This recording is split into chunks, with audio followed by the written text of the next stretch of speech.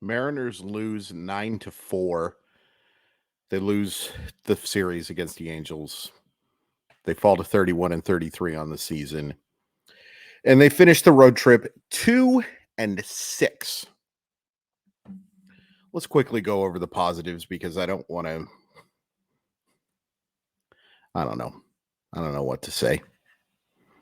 I never know what to say on these things, but I especially don't now. Ty France and Teoscar Hernandez were both very good. And it's great to see Hernandez start to pick things up again. I've been really impressed with what I've seen from him as of late. That's great to see. And France, is starting to drive the baseball a little bit. A lot of dinks and dunks, but 283, 353, 429 now. 3 hits on the day, scores a couple of runs. Not a problem. Hernandez hits his, I believe, 11th home run of the season, goes 3 for 4. They were great. They were great. Everybody else stunk, but they were great in terms of offense anyway. On the pitching side, the bullpen was great until Chris Flexen. And Chris Flexen is just, eating innings.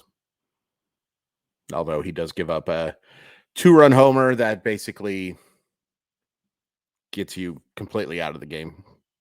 3-run game, it's pretty tough. Excuse me, he gives up a solo homer and a RBI single. Chris Flexen's not good. If Chris Flexen was making $600,000, he'd probably be designated for assignment now. But he doesn't, so he's not going to be. Imagine thinking, and justifiably a little bit so, based on his 2021 season, that was a legitimate starting option for a playoff contending team. Well, here's the thing. I'm not sure this is a playoff contending team. So disappointed. Let's start with Logan Gilbert. He's got to show more consistency. He's got to. He was terrible today. Threw a lot of strikes. Threw a lot of crappy strikes.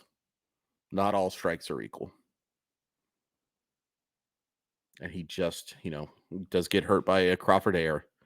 But that's not why he gave up 7 runs. 6 earned, deserved the results he got. There's just been so little consistency. There have been flashes of absolute brilliance from Gilbert in 2023, but they've often been followed by 10 pounds of you-know-what in a 5-pound bag. It's become a pattern, folks. This is what happens when you're relying on young starters, because this lineup's not good enough to say, if he has a bad start, we're going to give you 6 or 7 runs. They scored 4 today, and it feels like an amazing effort. Yeah, he wasn't good. Brash was good. Cecita was good. Murphy was good. Flexen is Chris Flexen, but Logan Gilbert, it's very difficult to win when your starter can only give you 3 innings of 6-run baseball. It's difficult to win if he gives you 7 innings of 6-run baseball too, but it just puts you in such a hole. This offense is not built to build out of it. Look, the key components for this team in the short and long term, in my personal opinion, are Julio Rodriguez, Jared Kelenic, and Cal Raleigh. I don't think that's a hot take whatsoever. And tonight they gave you over 12 with 3, 4, 6 strikeouts against Griffin Canning. This was not some ace getting you. And Canning's been better this year than I think some people expected. But he wasn't great tonight. A guy I liked a lot coming out of UCLA. He does have some decent stuff. He's dealt with injuries. But then you get shut out for 4 innings by Chris Davinsky, Jose Soriano, and Jimmy Herget. Davinsky and Soriano having decent years. But to get nothing in 4 innings against the Angels bullpen is pathetic. And there's just so much pathetic that has happened.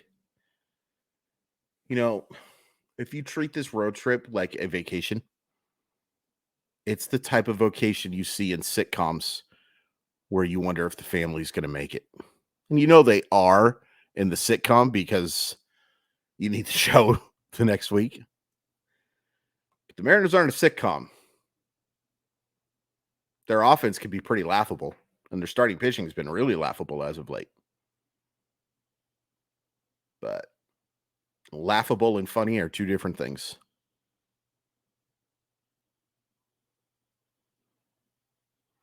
Congratulations to Mike Ford on another homer, too. I wanted to.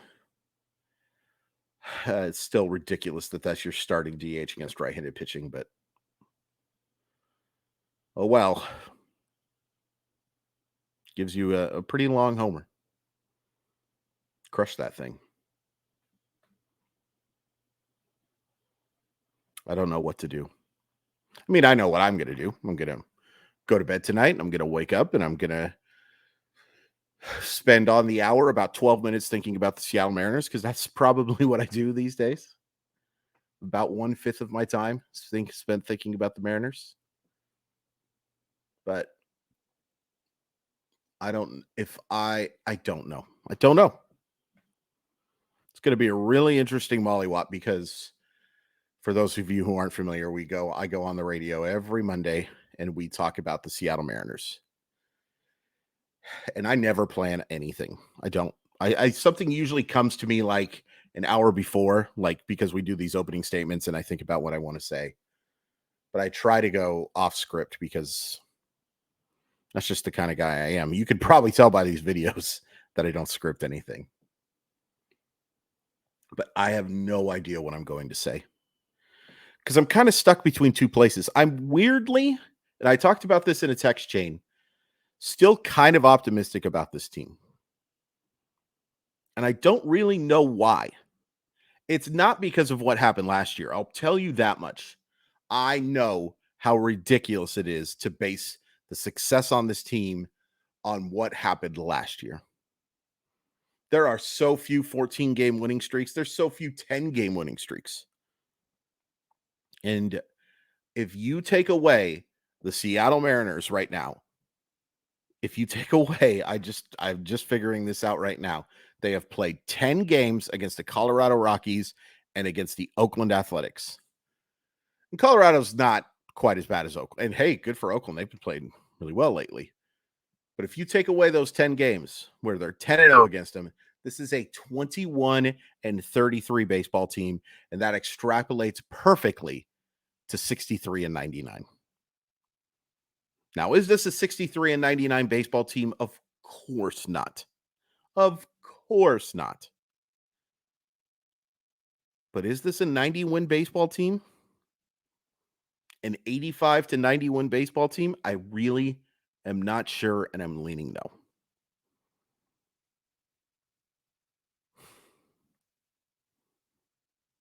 I mean, we can complain too about all of and we will.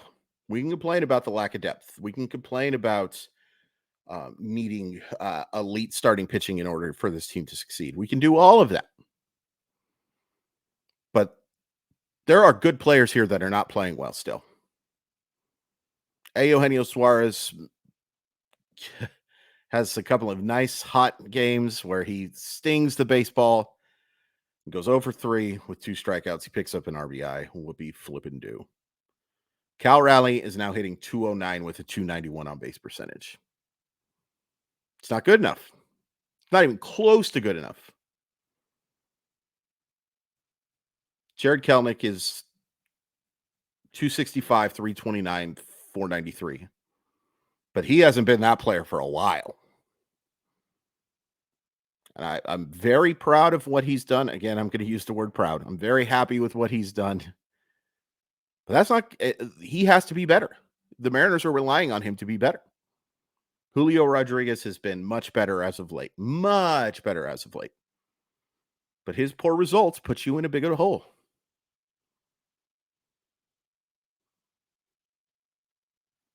Worth pointing out, since I called out J.P. Crawford, he's an on-base machine again. So that's great.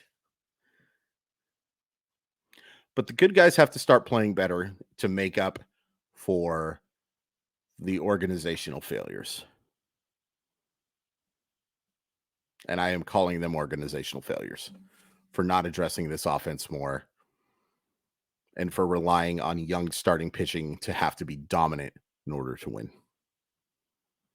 And I want to make this clear too. I have no doubt that George Kirby and Logan Gilbert are going to be fine for the long term, especially. But they're young dudes, and young in terms of their age and young in terms of their professional experience. So you're going to have things like this happen. And unfortunately, you didn't do a good enough job, Seattle Mariner front office, of addressing the offense enough to allow for these things to happen and still have a chance to win.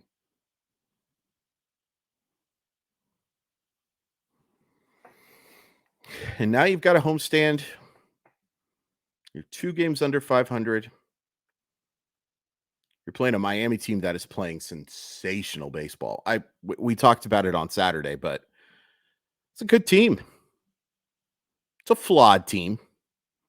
They've got some young guys who can really play and some really strong starting options too. Luckily, the Mariners avoid Alcantara, and it sounds like Yuri Perez as well. It looks like anyway, based on the schedule.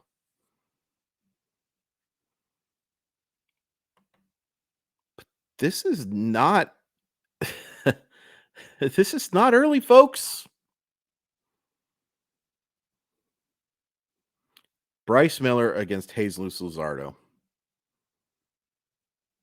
Very interesting. I will say I like Miller better for this matchup than those previous 2 that he had. You can throw the fastball by these guys. So I do think he'll bounce back. I sure hope he'll bounce back.